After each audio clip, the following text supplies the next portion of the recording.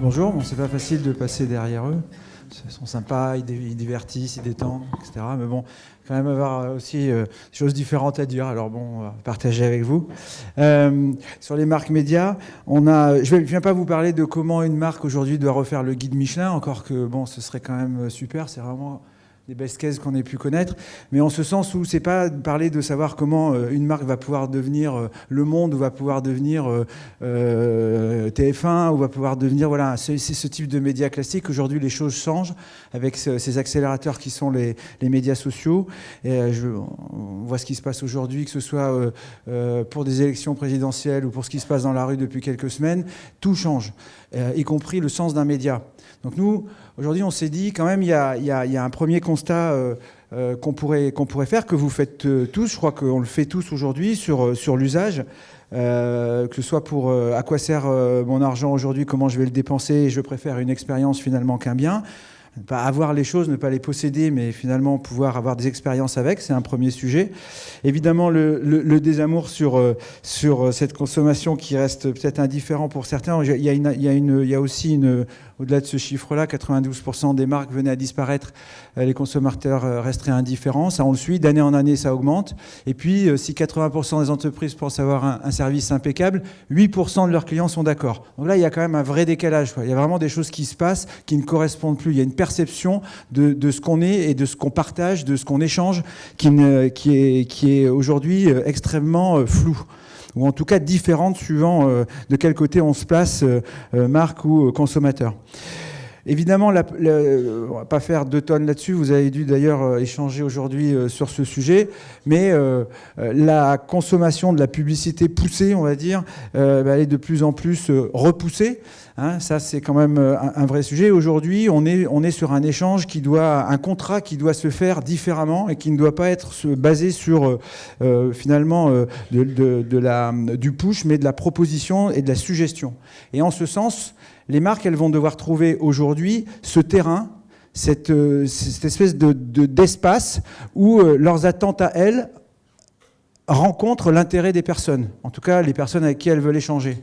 Ce petit espace-là, il est entre quelque chose et quelque chose, finalement, le parti pris qu'on aurait, ce serait de se dire que c'est ça un média. Parce que c'est quelque chose qui va pouvoir, à travers cet espace, à travers cet échange-là, qu'il va falloir effectivement créer, eh bien là, on va pouvoir retrouver un espace média.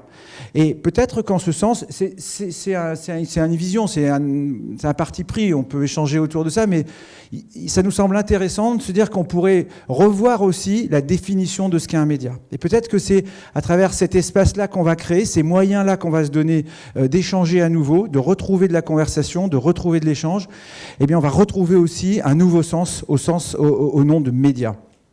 Alors, effectivement, un petit mot, parce que tout passe largement, évidemment, par les contenus, parce que même si on ne parle pas de classique sur l'aspect média, on parle quand même toujours de contenu. Et vous voyez, dans une journée, un acheteur moyen, il va...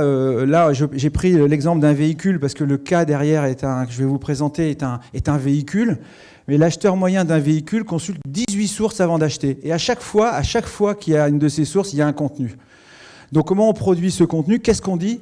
Finalement, comment, en tant que marque, on se positionne là-dedans, dans ces espaces d'échange, dans ces espaces médias, à travers lesquels il va falloir proposer du contenu? Comment on fait aujourd'hui?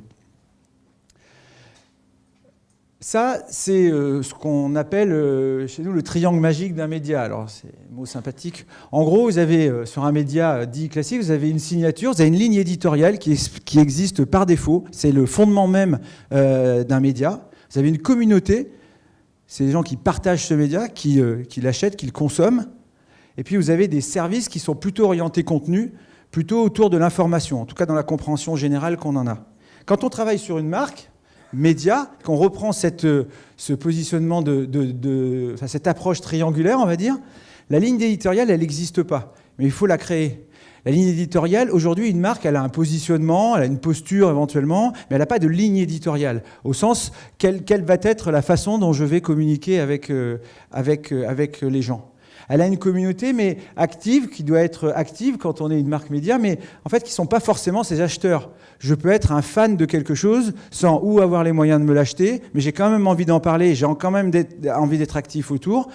Ou alors, effectivement, ceux qui peuvent se le permettre. Mais en tout cas, cette communauté, elle ne rassemble pas que les acheteurs. C'est la petite différence aussi avec un média classique. Et puis, le service, enfin l'utilité, c'est une utilité servicielle aujourd'hui qui n'est pas forcément le produit. Donc là, on verra après avec le cas que je vais vous présenter, mais là, je ne suis pas forcément sur mon produit. Je vais proposer quelque chose autour de mon produit. Prenons Red Bull, par exemple. Ici, on a, sur l'utilité servicielle, ça va être de permettre à tout un tas de gens d'aller voir des spectacles ou en tout cas des représentations, des événements de sport extrême autour desquels je vais pouvoir me détendre, voire même participer. Et j'offre cette possibilité-là. Et ça n'a rien à voir avec le produit. Alpine, les moins de 20 ans, mais maintenant, les moins de 20 ans, ils peuvent connaître Alpine. En tout cas, pour certains, en tout cas ceux qui s'intéressent, on en est à ce niveau-là, à l'automobile. Alors, quand on reprend Alpine, on a « Je me suis bien amusé » de Jean Rédélé. Jean Rédélé, c'est le concepteur de l'Alpine, Alpine Renault, pour les anciens. Et l'Alpine, c'est un pilote qui a conçu la voiture en se disant, tiens, il aimait bien conduire dans la montagne, il se disait, il me faudrait une voiture puissante de sport, mais qui soit capable d'être agile et de tourner dans tous ses lacets, etc. Et puis, au fur et à mesure, un jour, il a essayé de l'avancée du modèle sur lequel il travaillait. Quand il est revenu, il se dit, je me suis bien amusé. Et c'est devenu le fondement même, c'est devenu une ligne éditoriale sur laquelle on a construit les choses. Je me suis bien amusé. L'amusement, le fun, la distraction, l'agilité. C'est devenu la ligne éditoriale autour de laquelle on a construit, on a travaillé pour poser effectivement quelque chose qui allait au-delà du produit et qui parlait de toutes ces valeurs-là dans le monde automobile. La communauté sur laquelle on a travaillé, eh bien, ce sont évidemment les passionnés des voitures, pas anciennes déjà, mais qui ont fait l'histoire en tout cas de l'automobile. Et puis ici, le serviciel, en tout cas pour ceux qui la conduisent, c'était justement ce qu'elle a apporté, cette voiture-là, c'est-à-dire tout ce qui était du domaine de la capacité à aller plus loin et facilement, à l'image de ce qu'il avait lui avec la conduite, et on le verra sur différents créneaux, mais j'en parlerai juste après. Je vais vous présenter. Ça, ce sont les secteurs sur lesquels on a travaillé. Donc, vous avez le design et l'architecture, c'est-à-dire des communautés autour du design et l'architecture qui étaient intéressées par cette voiture par rapport effectivement à son design, des communautés autour de la course automobile, des communautés autour des grands événements automobiles de grands rassemblements, des communautés autour de comment je peux monter, démonter, remonter, m'intéresser à la mécanique de la voiture, le voyage et la photo. Et à la fin, en travaillant tout ça, et je vous expliquerai après comment on a travaillé là-dessus, ça donnait à peu près ça.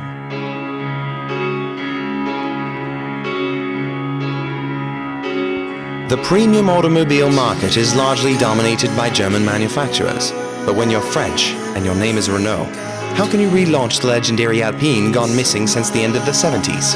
Without the notoriety or the advertising budget of its competitors, Alpine had to find another way by calling upon a community of extraordinary enthusiasts.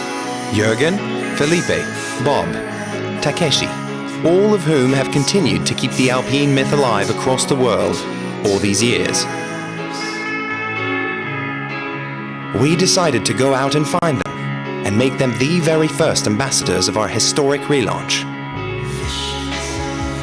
We carefully studied their interests and habits to give them online and offline rendezvous, community events, and content they could relate to, technology, sport, travel, and the art of living.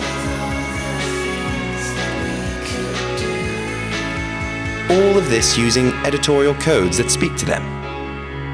At the end, we brought together over 100 blogs around our own digital ecosystem.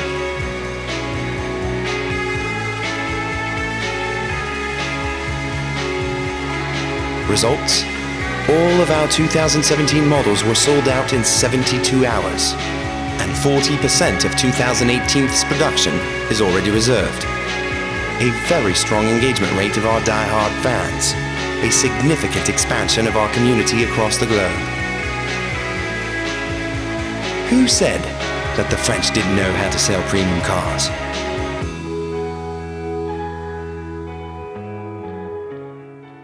Voilà, donc ça on a travaillé avec toutes ces activations, tous ces événements, toutes ces productions sur un écosystème assez large, que ce soit d'ailleurs en termes de support ou en termes géographiques, et on n'a pas mis de médias. Alors bon, moi je fais beaucoup de médias, hein, donc je dis, c'est rare que je dise ça a marché et puis il n'y a pas eu de médias. Mais en tout cas, on n'a pas mis de médias. On n'a pas mis de médias parce qu'on a pu s'appuyer, vous l'avez vu tout à l'heure dans la recherche qu'on faisait, les recherches qu'on a fait avec un outil qui s'appelle Bloom d'ailleurs, que je félicite encore ici parce que c'est un superbe outil, qui nous a permis de travailler et d'aller chercher justement, quand je parlais tout à l'heure de ces communautés intéressées par le voyage et qui pouvaient être intéressées par ce revival, par cette nouvelle version de l'Alpine, et pareillement sur tous les autres types de communautés, les montres, l'art de vivre, etc., etc. Et ça nous a permis de créer des contenus qui sont des ponts entre ces communautés et le produit, ou plus largement la philosophie, la ligne éditoriale entre guillemets, qu'on avait créée autour d'Alpine. C'est ces ponts-là que nous, on appelle médias. Et c'est comme ça que la marque peut retrouver son espace média pour échanger avec, à la base, sur cet exemple-là, toutes les communautés, les passionnés, etc. Maintenant, on passe à la phase 2, on verra comment ça se passe, mais pour aller plus largement sur d'autres types de communautés. Mais le lancement a été fait de cette manière-là. Les deux focus que je souhaitais faire, c'est donc celui-là. Ça, c'est toutes les questions qu'on se pose. Évidemment, alors ça paraît toujours bateau, sauf que moi, quand on travaille avec des clients, parfois on n'a pas forcément le temps, on n'a pas forcément les moyens. On se dit que non, mais la cible, on la connaît. Mais non, mais on sait ce qui les intéresse. En fait, non, il faut aller beaucoup plus loin.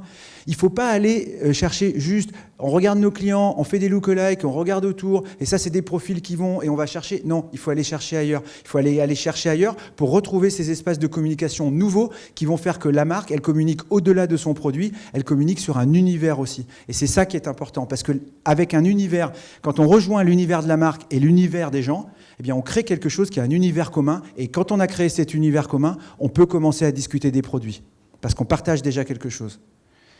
Et le deuxième point, c'est évidemment des nouvelles écritures. Alors j'en ai mis quelques-unes ici sur lesquelles qu'on aime bien présenter. Ça, c'est une BD digitale. Enfin, vous voyez, vous retrouvez un site, puis c'est une BD finalement. Bon, c'est une écriture un petit peu particulière, mais on peut retrouver aussi ce qui a été fait ce qu'on a fait pour Hôtel F1, et qui, c'est un jeu vidéo, où ici, effectivement, un clip pour un pays du Moyen-Orient qui voulait mettre en avant sa ville. On l'a fait avec Imagine Dragons. Ce que je veux dire pour conclure, parce que je sens qu'il faut que je conclue, que la redéfinition, travailler sur aujourd'hui une marque média, pour rejoindre ce que je disais au début, c'est aussi réinventer ce qu'est le média. On a toutes les possibilités de le faire aujourd'hui et tout le loisir de le faire, mais on en a aussi l'obligation. Donc voilà. Merci. Bravo. Merci beaucoup.